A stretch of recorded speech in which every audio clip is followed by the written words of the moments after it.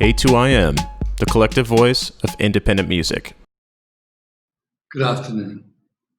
I'm Richard James Burgess, President and CEO of A2IM.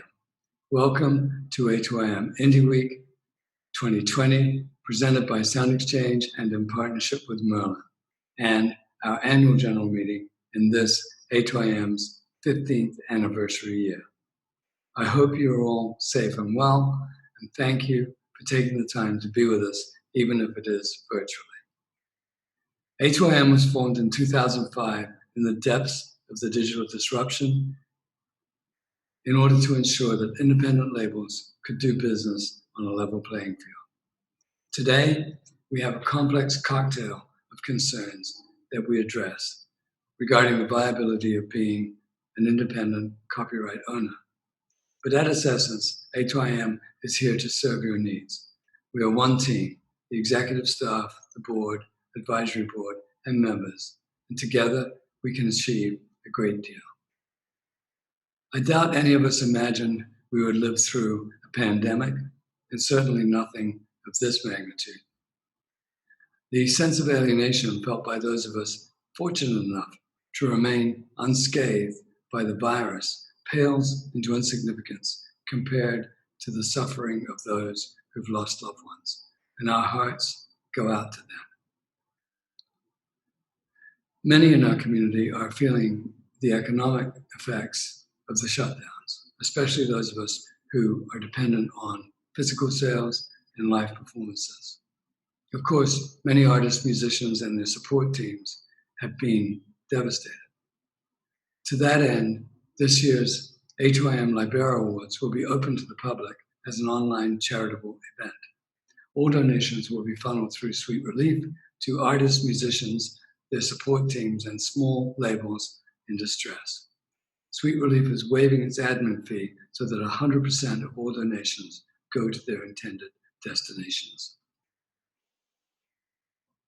During the pandemic, while continuing our normal activities, we refocused our efforts on making sure that lifeline legislations such as the CARES Act and the HEROES Act could provide temporary relief for our members and their artists through the Small Business Administration's Paycheck Protection Program, unemployment insurance, and pandemic unemployment assistance, until such time as there might be a cure or a vaccine for COVID-19. When things seemed as if they couldn't get worse, we all witnessed the outrage of yet another Black life being taken for no reason. A2IM stands in solidarity with the Black community in calling for an end to institutionalized racist violence. I was beginning my career as a musician more than half a century ago when the Civil Rights Act was passed and shortly after when Dr. Martin Luther King was assassinated. The violence against Black people was abhorrent then, and it's utterly intolerable that it continues to this day. Racism must stop. As Lincoln poignantly stated at Gettysburg, this nation was conceived in liberty and dedicated to the proposition that all men are created equal. Yet, a century later, Dr. King, standing on the steps of the Lincoln Memorial, was still compelled to say, "We will not be satisfied until justice rolls down like waters and righteousness like a mighty stream." Systemic racism must end. A2IM, along with many other music industry organizations and artists, called for the repeal of New York State Law 50A that was preventing the disclosure of misconduct by police officers. If necessary, we'll do the same in all 50 states. Now I'm going to go through some slides that will give you some idea of the kinds of activities we've undertaken since the last annual general meeting at Indie Week 2019. When A2IM was founded in 2005, the independent sector had a 29% market share in the US. Today, we're approaching 38%, and A2IM is committed to ensuring an equitable environment that enables independent businesses to thrive and grow market share. There is still much work to do to ensure that labels and artists can capture more value from their copyrights. To that end, we're excited that our label membership is at an all-time high of more than 700 across 34 states. Our objective is to have label members in all 50 states so that we can more effectively prevent a single senator from stopping bills that would be good for our members' businesses. I feel blessed to have a truly amazing and diverse team, which is 3 times as big as it was 5 years ago. Many of you probably already interact with Lisa, Cheryl, Alyssa, Courtney, Brian, Evan, and Hannah.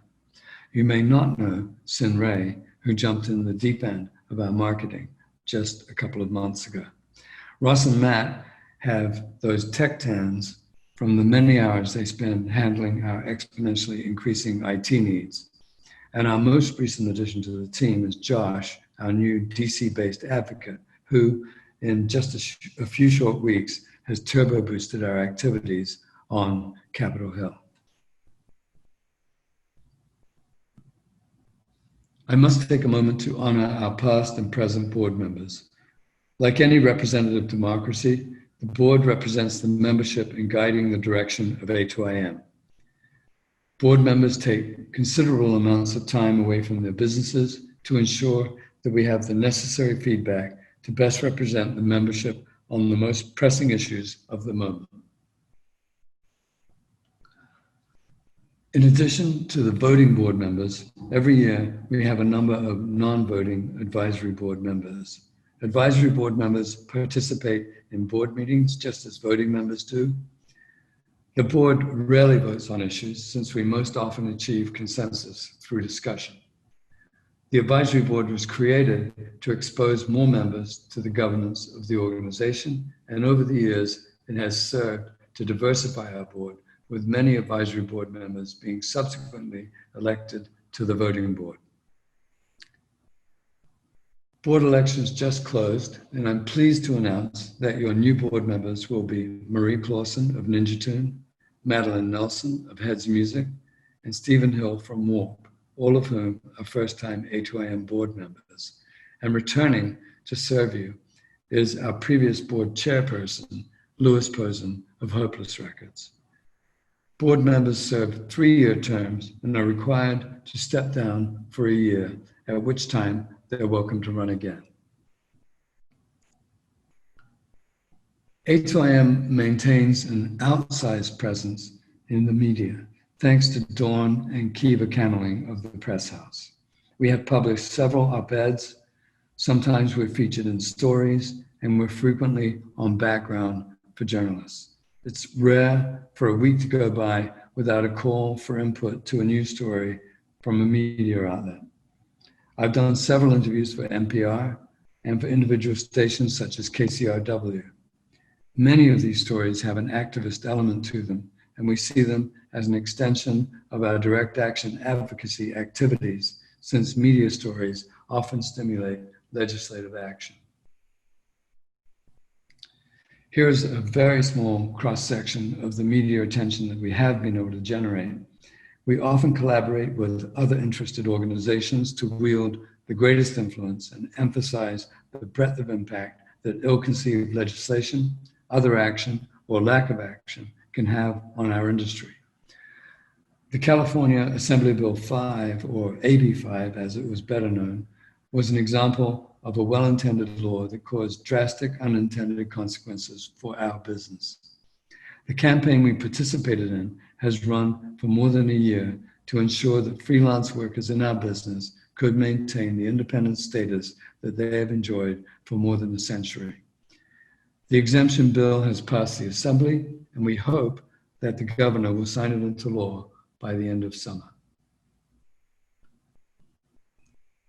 As I mentioned, advocacy can take many forms: direct lobbying in Washington, D.C., in the various state legislatures, and via the media to bring pressure to bear on issues that affect copyright owners and our members' businesses.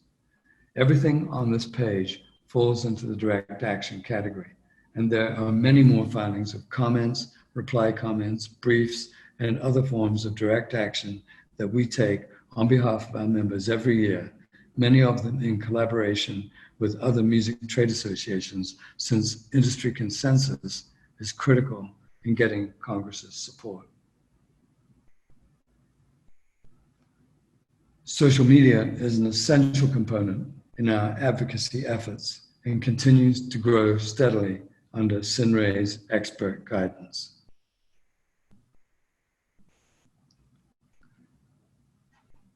Community doesn't end because we can't gather together in real life. Our members tell us that our events are an important benefit of membership.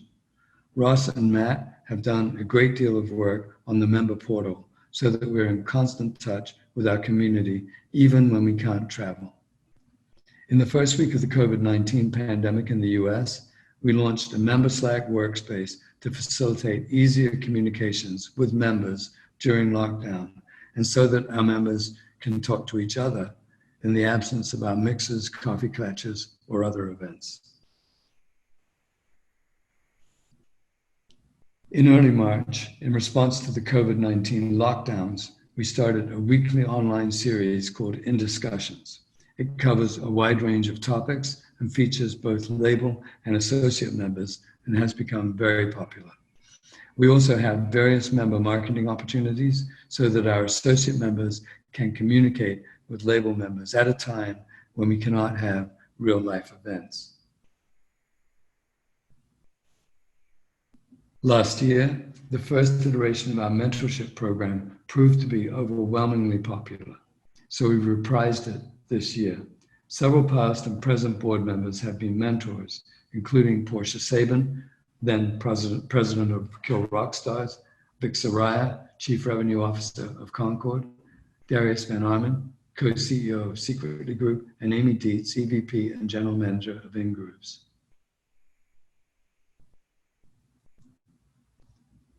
After more than 3 years of discussions, I'm pleased to announce that A2IM has partnered with Billboard to present an official A2IM Top 50 Independent Albums chart that aligns with the A2IM definition of an independent label.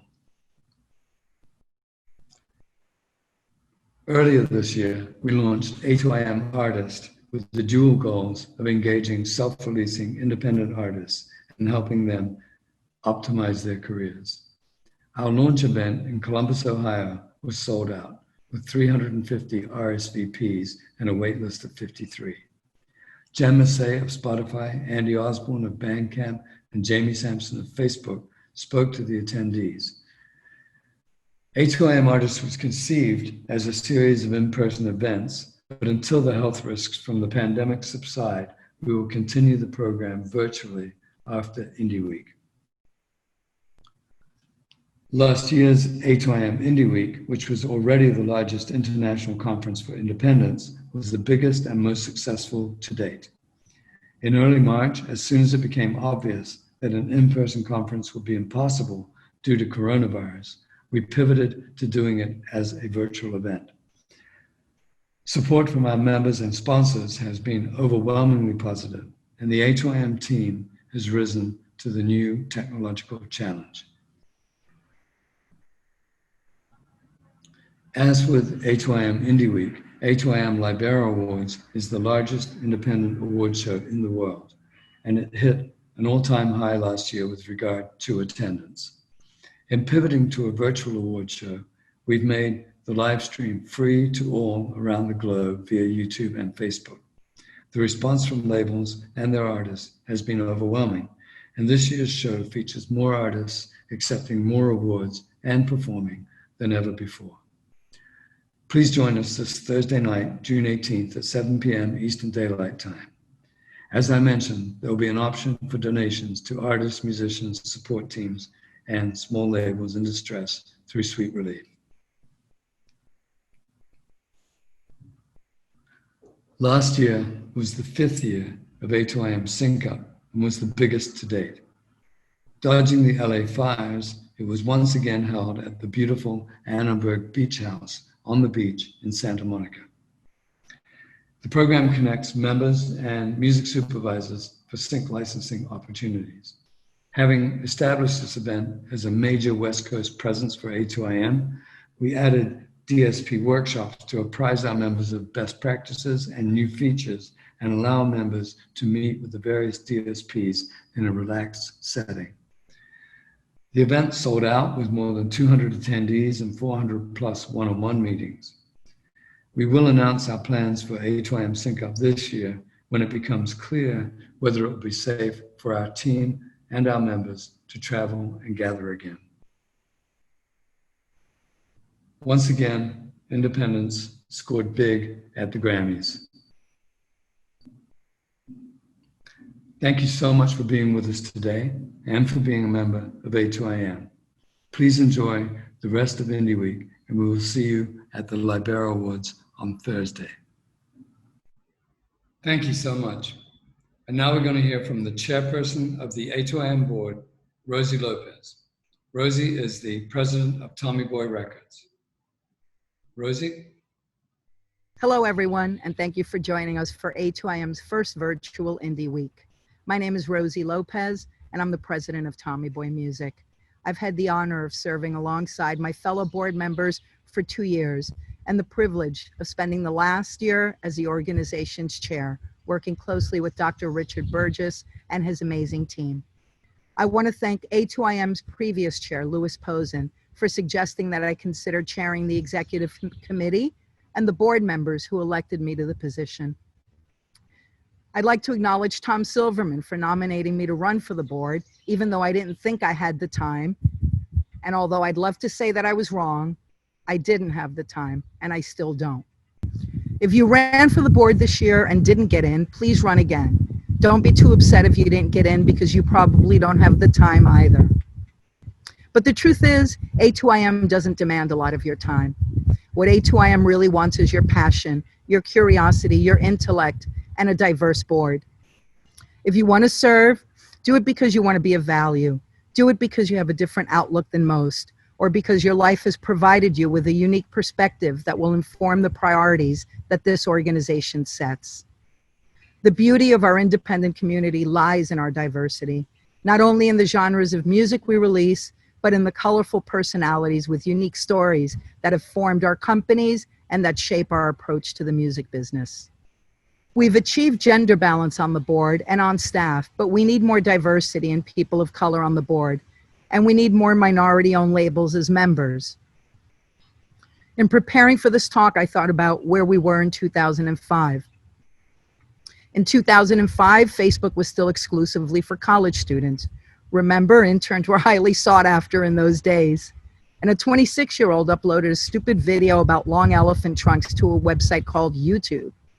Nobody knew what an iPhone or a tweet was. There was so much we didn't know, but we knew our worth.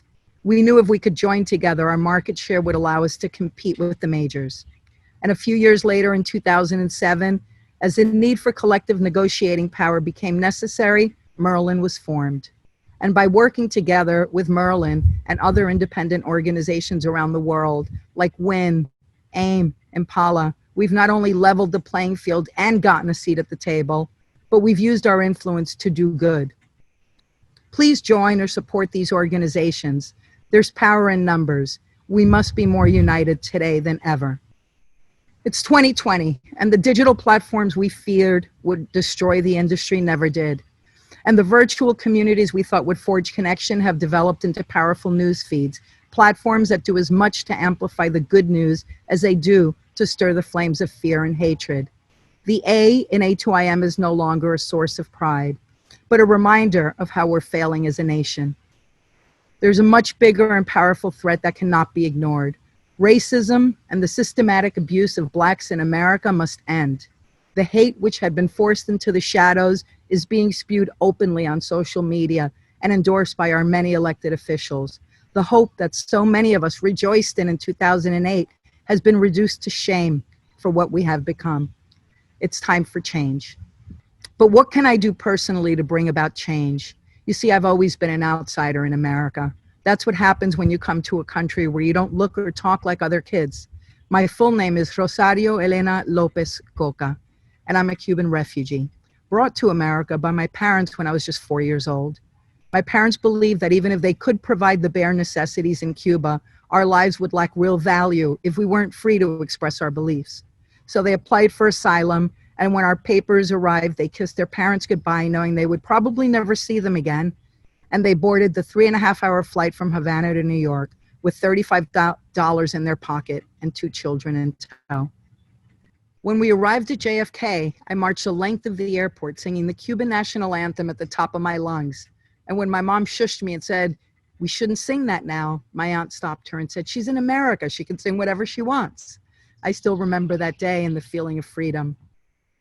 We settled in Union City, New Jersey, and it was magical. It was a bustling little town with a large Cuban American population. The local businesses sold our foods. The pharmacist, doctor, and butcher were all Cuban. We were poor, but I never knew it. My parents believed that if they worked hard, anything was possible. I watched the astronauts walk on the moon while sitting on lawn furniture, which doubled as our living room set. And I felt like I was living the American dream. That dream lasted until my parents purchased their first home and we moved to Weehawken, New Jersey, just a few miles from Union City, but with a much less diverse population.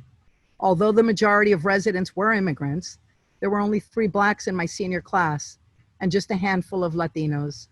One of my first memories of Weehawken is of 10-year-old me walking home from the candy store and being confronted by a group of teenagers who screamed, "Spick!" and told me to get out of my country. I ran home scared and confused, got my first talk on what it was like to be an outsider in America from my mom. My dad, on the other hand, he taught me how to box. I learned how to speak up and how to defend myself, and eventually I learned how to avoid trouble by assimilating. America changed me. I never understood how a country founded by immigrants could have such little tolerance for immigrants. And not much has changed for immigrants in America. And the Black experience is as brutal and cruel today as it was 40 years ago. I know we're all suffering as we watch America torn in two.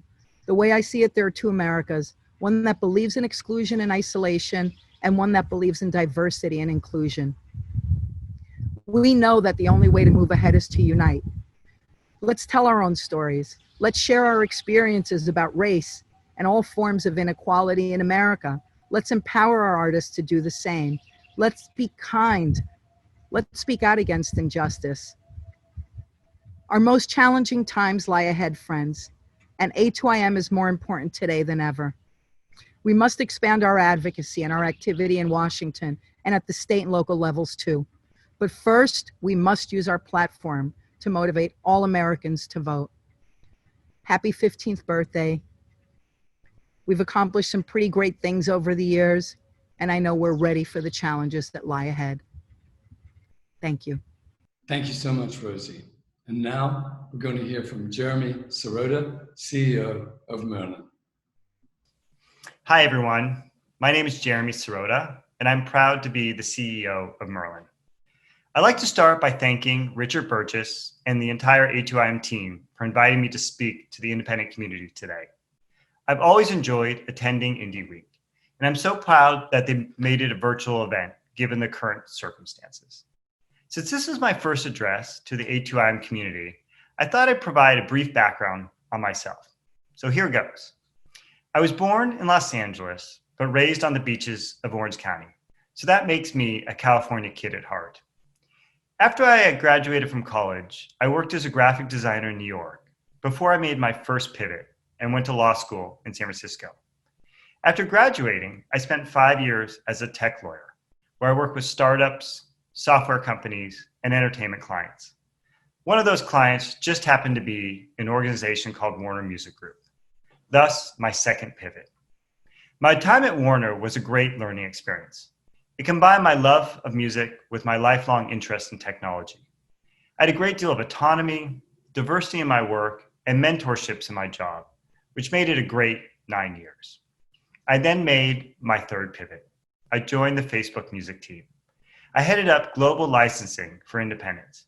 Besides working with great people, It was an enlightening experience working within a tech company to see how product managers think about building and launching features, to work closely with engineers and to see how their thought process works, and to see how a company of that size views music within the larger ecosystem. In that role, I'm proud to have provided an opportunity to labels and distributors around the world to participate in Facebook's music experiences. And then Merlin came knocking, my last pivot. For anyone in the audience today who doesn't know Merlin, this is my quick primer. We are the global digital licensing hub for independents around the world. Through our collective bargaining power, we help independents achieve best-in-class deals with digital partners. And we do it all on a not-for-profit basis, at a low admin fee, and with transparency into our deals. And we let you do what you do best, control your digital business. It's easy to understand what attracted me. Merlin is an incredible platform for independents to be independent.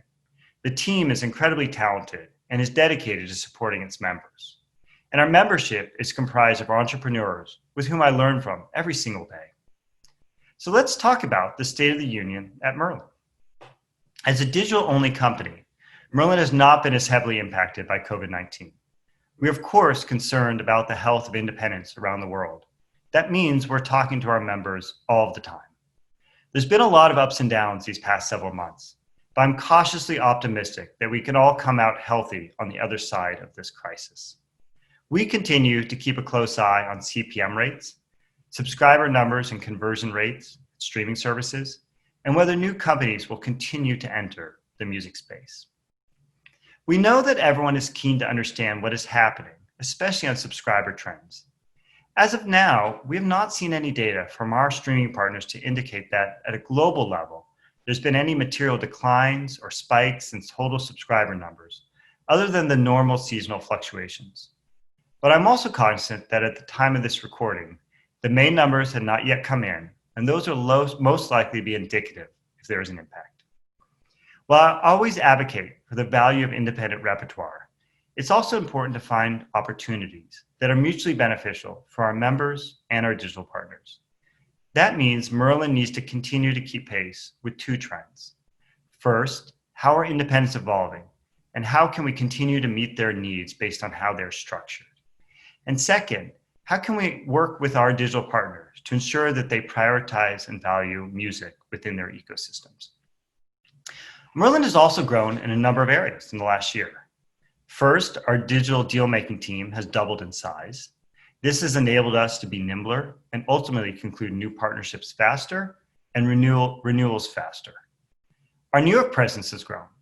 In 2014, Jim Mahoney helped to launch Merlin in the United States, and last year was promoted to oversee member relations and member operations on a global basis.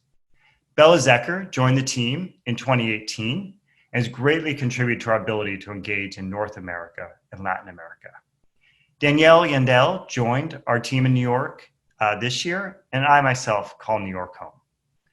Merlin also continues to sign new members around the world. We continue to grow in the US. Many of our new members joined us through our fantastic relationship with A2IM. To mention just a few who joined recently, we're excited to have welcomed Garmex Music, Many Hats Endeavors, Q&A, Syntax, Vidya, and Third Brain. Thank you for joining. We're also seeing accelerated growth in membership in regions like the Middle East, Africa, as well as Eastern Europe.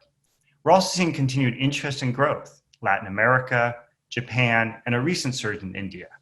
I couldn't possibly name all the new members, but a few examples include in India, Music and Core and Sanjeevani Music, and in Japan, it's Eggs and Bandai. Welcome. I was also proud to announce in April the promotion of Charlie Lexton to COO and to merge data analytics into his team. Our analytics team helps us to amplify our deal-making process. They also help find new ways on an anonymized basis to aggregate data back to our members, such as benchmarking analyses.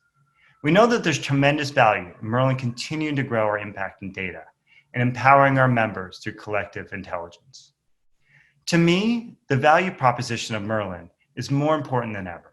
The strength of the Merlin community, similar to the strength of A2IM, is the ability to help bring independents together and empower them. This is especially true now.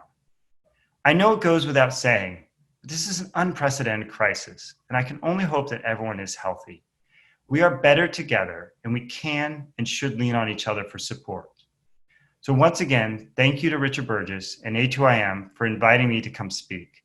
Be safe and stay strong. Thank you, Jeremy.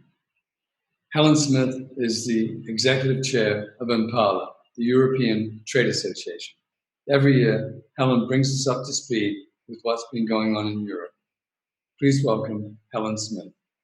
Hi there. Thanks very much for having me. It's great to be able to participate in Indie Week again this year.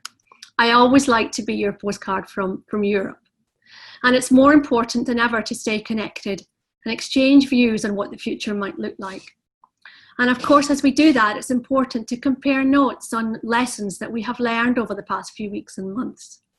For IMPALA, the first lesson is pretty clear. We seem to be able to work well remotely. And with flying slashed, of course, our environment is much better off. The trick for all of us now will be carrying that forward as we move out of confinement. Can we sustain our reduced carbon footprints? Last year, Music Declares Emergency received IMPALA's Outstanding Contribution Award, and we want to make sure that our new greener habits can continue. Can we all set targets to reduce travel long term, even when we're back to normal? This is a new opportunity for us. And of course, the crisis has turned everything upside down. The pandemic impacted music first, and it will be one of the last to get out of the crisis. Europe was the first continent to be affected after China, so it was really important for IMPALA to get a grip on what was happening across the continent as quickly as possible. We set up a task force on March the 17th, and we continue to meet weekly. Very early on, we issued a crisis plan and a set of recommendations for the EU and national governments, and also for digital services and collecting societies. In the past few weeks, in Europe at least, we've been looking more at recovery and how we're going to get out of the confinement in a coordinated way. That's really important. Otherwise, it's hard to see how artists are going to be able to build multi-territory tours again. This is a really important message for all of us in Europe. How are we going to get out of this crisis in a coordinated way? And the next lesson is really kind of an important one. It's a positive message. The crisis has put a spotlight on the importance of music generally, including for health and well-being, whether it's playing music, listening, or using it as a way to communicate messages of support for healthcare workers on your balcony or in your garden. Music is a catalyst. And that's why it's really important for decision makers and governments to see what we do, not just economically, but the contribution we make as part of the fundamental well-being of citizens everywhere. This is an angle that IMPALA, that A2IM, and all our sister organisations all around the world can really develop. In the EU, culture has been recognised as one of 14 official priority economic sectors. We're going to build on that and make sure members see benefits. Obviously, things are never always quite as straightforward as they seem. So in Europe, we just had this really strange situation where 2 weeks after being recognised as a priority sector, the budget for culture is not as big as it was originally announced. So this is something that is constantly coming up. We notice that in the crisis, that it's like one step forward and then half a step back. But we see this overall as a big improvement that culture is recognised as such an important priority. The other priority that IMPALA is working on, of course, is something that we would have talked about in previous years. It's copyright. We have new rules in Europe for platforms, which will help address the value gap. And we are asking national governments to implement these rules very fast now. It's an essential response to the crisis. And we also working with other organisations to make sure that there are no loopholes introduced at national level or by the EU in the guidelines it's going to produce, because we want to make sure that the value gap is fixed. There are plenty of interests in Europe and elsewhere who would like to change the rules and keep the value gap going. Well, not on our watch, we say. The next lesson is another one which is really evolving. Whatever happens, whatever comes up, the sector will continue to develop. What will our landscape look like this time next year? Who's going to own the majors? With Warner and Universal floating on the stock exchange, and Universal already securing strategic links with Tencent and possibly others, we can be sure that the regulators will be keeping a close eye on what goes on. We certainly know that by the time A2IM's AGM comes up next year, things are going to look very different. And it's interesting that in Europe, this whole issue has given rise to a new debate about whether or not it's okay for European companies to be owned by foreign companies. As we see China and other countries eyeing up all the jewels of the crown that can be picked up in times of crisis. And the European Parliament is really mobilizing on that to make sure that doesn't happen. So it's going to be interesting to see how things develop. I think the final lesson that we've all learned as we look through the past few weeks is a recent one. The response to Blackout Tuesday in Europe was phenomenal. We postponed our members' meeting and board meeting that was scheduled for that day. We paused all normal business. All others that we were in contact with did exactly the same. And it wasn't just the music sector. Sport is just another example. Arsenal TV wasn't even posting that day. And for anyone who has heard me speak before, you will understand the importance of football in the Smith household, and everybody accepted it as perfectly normal. The show must be paused underlines the power of the music sector to be a catalyst for change. And this is a power that we have to use responsibly. The key question now, of course, is how this energy can be used in the longer term. Change must occur on so many different levels. We have all been saying that platforms need to be more accountable. This includes tougher rules on hate speech and political messaging. Just this week, our family objected to a comment posted here in Belgium, and Facebook refused to take it down. It's clearly unacceptable for these giant players to have such an important role in engineering how people think and get away with that kind of behaviour. And we all know their power when it comes to elections. And I know that's going to be a big issue in the next weeks and months in the USA. Urgent action on this is vital. The USA, Europe, across the globe. We've been talking a lot about the value gap. Let's get regulators to fix the accountability gap. We can't wait on this one. There's an opportunity in Europe now through the Digital Services Act that's coming up, and we'll be pushing really hard to get this issue on the agenda. The commissioner responsible is already asking what can be done, what more can be done to control hate speech online. And I think maybe the music sector might have some inspiration for him there. So thank you. That's the postcard from Europe. Short and sweet, I hope. And see you next year. Thank you very much. Thank you so much, Helen. WIN is the Worldwide Independent Network. It's a global trade association that coordinates the activities of the 30-plus trade associations, of which we're one, and expands upon that network. Please welcome the COO of WIN, Charlie Phillips. So hi everyone, thanks very much for inviting me to speak at the A2IM AGM 2020. Me and the WIN team all really hope that you're doing as well as can be expected during this very difficult time that we've all been going through. But I've got to say, me and the team, and indeed I believe on behalf of all the associations, we're all really sorry not to be in New York in person this year. But nonetheless, we really hope that Indie Week remains as successful in its new virtual form this year as it always is in physical form. And one thing's for certain, this is an Indie Week that we will all certainly remember for a long, long time to come. So Richard asked me very kindly to say just a few words about where the Worldwide Independent Network is up to right now. So I'll just say a few words about what we've been doing. It's been a really busy 12 to 18 months. So I'm sure many of you are aware, we went through a complete root and branch restructure all the way through 2019. And I think that the headlines from that initiative have got to be the new hires that we made. Many of you know Dennis and Noemi already, but Dennis Sims is our new coordination manager, and Noemi Planas runs our network development work.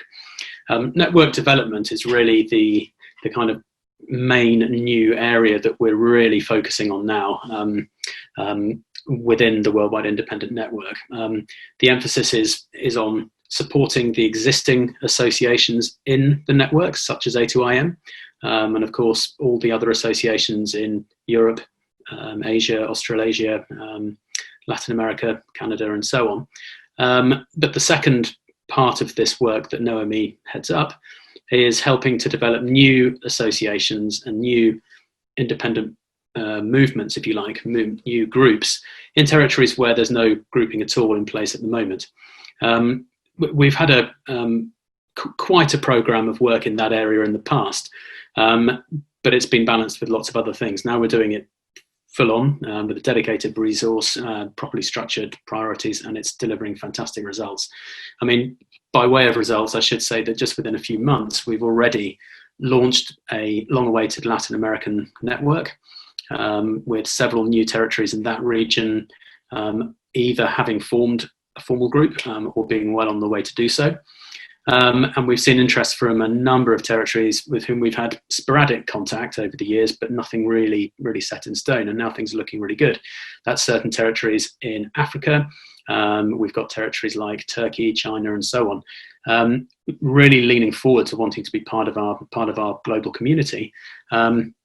And we're able to actually really help them out and get them on the journey to become a fully fledged organisation, to be a member of our network, which is really great. Some of our other work that we've been engaged in for a long time obviously continues. Many of you will know me from my work around international performance rights and licensing. That work continues with a vengeance. The focus recently has really been on data and infrastructure, as I'm sure you're all aware. Not perhaps everyone's favourite topic, but certainly something that's really important to make sure that the performance rights world functions as well as the digital music world. There's no reason why it shouldn't. But it's difficult to get change implemented. It's a very complicated legal and regulatory environment, and it's just very, very complicated the way that, licensing of large scale operations can work out. So it's great to be able to announce that the Repertoire Data Exchange project, the RDX Data Exchange platform, launched in March 2020. This is a project that WIN's been involved in since inception, and it is a 50-50 joint venture between us as the Worldwide Independent Network and IFPI, making sure that the major labels and IFPI's other members and the independent sector have joined forces on this on an equal footing to manage a piece of technical infrastructure that's open to all labels and all producer CMOs. Why is this important for the indies? Well, if any of you, I'm sure, will know very well if you've tried to work with multiple international CMOs and collecting societies around the world. It's very complicated. Multiple languages, multiple data formats, multiple memberships, etc. The RDX project takes the data delivery problem out of that by making it one single, one-stop delivery place, so that labels, big and small, of any type, in any territory, can deliver their repertoire data and hit all the CMOs on the receiving end of the system, who also love the idea that they can get multiple labels repertoire in from the same single feed. So it's taken a long while to get here, but we've delivered it. So outreach will now be starting with a vengeance to try and really raise awareness of this and get as much buy-in, sign up as we can from as many CMOs, but also as many indie labels now that the majors are all pretty much involved. So outreach is starting in earnest. And those of you that attended WinCom will have already heard us talking about this, same with MEDEM. But specifically to the US audience, Sound Exchange understand the project, have always been very understanding of what we're trying to achieve here. It's perhaps less directly relevant for US rights holders, but anyone with an international business where you're getting international airplay or public performance should be aware of this. So do please reach out, speak to me, speak to Richard. And there's even there's an RDX website that's up and running now as well, with a few simple FAQs. Now, obviously, we couldn't do a talk to an AGM in this stage of 2020 without talking about the COVID-19 crisis. It's been very tough. However, I suppose it has also shown that the benefit of having a properly functioning global support network for our independent sector is absolutely essential. It's critical.